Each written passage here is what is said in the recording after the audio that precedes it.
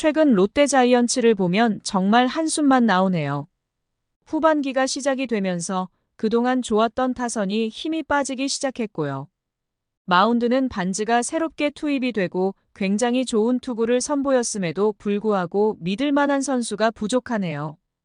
또한 선발 마운드의 붕괴로 인하여 불펜까지 영향을 받아서 힘을 쓰지 못하는 모습을 보이는데요.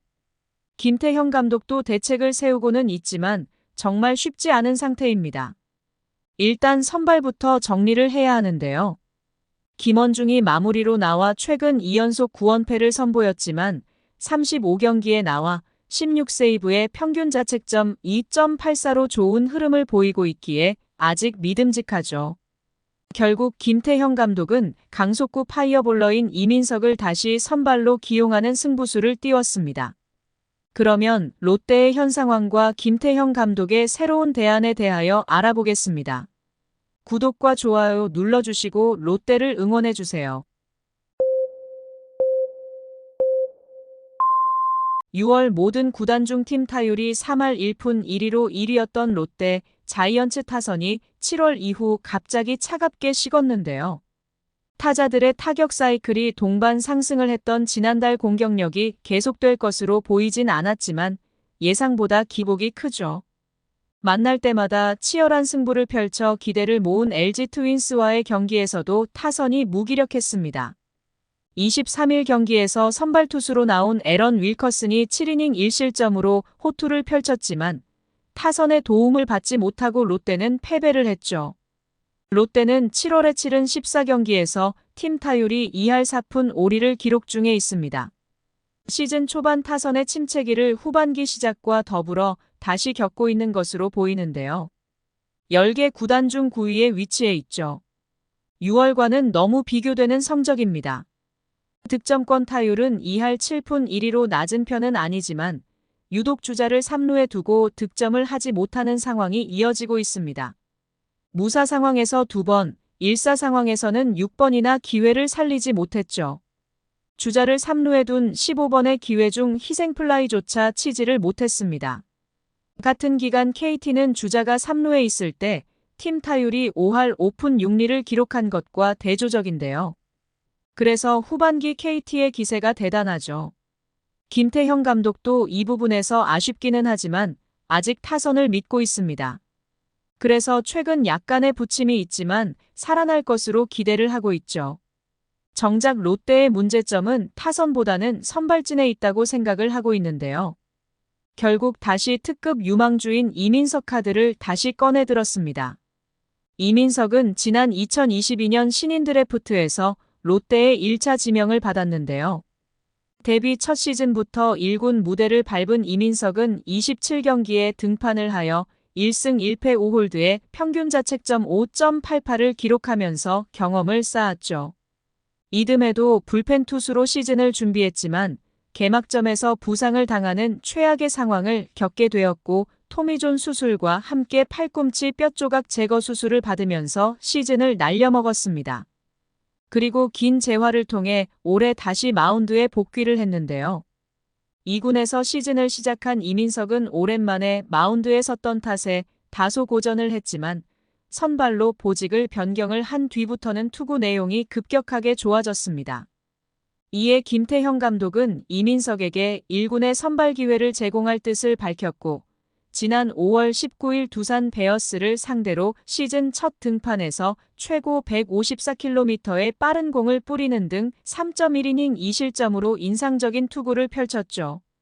핵심 선발 자원들이 연쇄적으로 이탈한 상황에서 이민석의 투구는 한 줄기 빛과 같았고 이민석은 지난 6월 1일 두 번째 등판에서 NC 다이노스를 상대로 5이닝 동안 4피안타 1실점으로 역투를 했습니다.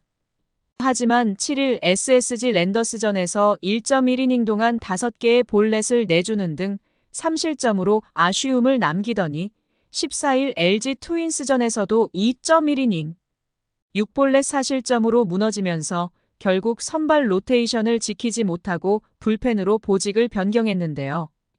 150km를 넘나드는 강속구를 보유하고 있기에 힘으로 찍어 누르는 듯한 투구를 통해 불펜에서 도움이 될 것처럼 보였던 이민석은 오히려 불펜으로 이동을 한 뒤 더욱 부진했습니다.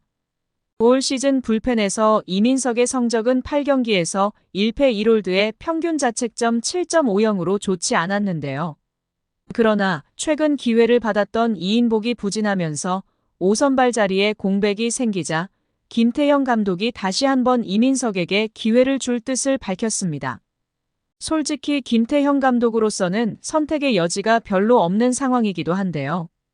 반즈와 윌커슨의 확실한 선발진과 약간의 기복이 있지만 그래도 버릴 수 없는 박세웅과 평균 자책점 4.14를 기록하면서 가능성을 보이면서 3승을 따낸 김진욱으로 점차 안정을 찾아가고 있지만 5선발의 자리가 계속 불안 요소이죠.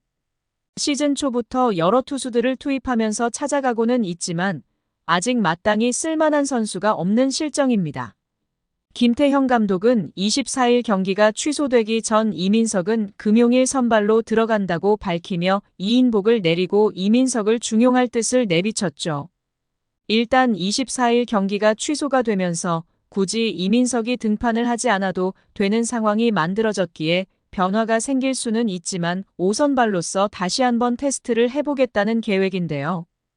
일단 이민석은 최근 불펜 투구를 해왔던 선수이기에 멀티이닝을 던질 수 있는 최희준을 붙여서 투구수의 압박을 줄여줄 것으로 보입니다. 이민석 뒤에 최희준이라는 카드가 붙지만 롯데 입장에서는 이민석이 마운드에서 경쟁력이 있다는 것을 보여주기를 간절히 바라는 중인데요. 이민석이 5선발의 역할을 해줄 수 있다면 베테랑 김상수가 돌아오기 전까지 보다 마음 편하게 한현희를 불펜 투수로 기용할 수 있는 까닭입니다. 게다가 이민석이 5이닝을 3실점으로 막아낼 수만 있다면 최희준 또한 불펜에서 롱맨의 역할을 소화할 수 있죠. 이민석만 잘 적응해준다면 롯데의 투수 운용에 여유가 생긴다는 말입니다. 이민석은 직구와 슬라이더 위주의 피칭을 하는 투피치 유형의 선수인데요. 간간히 체인지업과 커브도 구사하죠. 개성고 시절 스태미너가 약점으로 평가를 받았지만 프로에 입단을 한 뒤 크게 발전해 선발 로테이션을 문제없이 소화할 수 있는 체력도 길렀는데요. 일단 변화구의 제구를 발전시켜야 하죠. 직구와 슬라이더만으로 유지가 어렵기 때문에 결정적인 자신의 무기를 장착을 하고 제구에 신경을 써야 하는데요. 기존 약점으로 꼽히는 제구가 일정하지 못하는 것이 문제이죠. 제구가 좋지 못한 날에는 투구수가 많아지고 패스트볼 역시 쉽게 맞는 경향이 있습니다. 결국 피하는 피칭보다는 결정구로 변화구를 뿌리면서 정면 승부를 하는 것이 유리한 상황이죠. 전반기 막판까지 흐름이 나쁘지 않았던 롯데지만 후반기가 시작된 뒤로 흐름이 좋지 않습니다. 점점 포스트 시즌의 진출 가능성이 희미해지고 있지만 아직 포기할 수 없는 단계죠. 타선이 살아나고 확실한 외인 투수가 존재하는 롯데에서 이민석이 최근 잠재력을 대폭발시키고 있는 김진욱처럼 다시 선발해서 기회를 살린다면 다시 롯데의 반전을 기대할 수도 있을 것입니다. 시청해주셔서 감사합니다. 지금 구독 누르시면 행운이 찾아갑니다.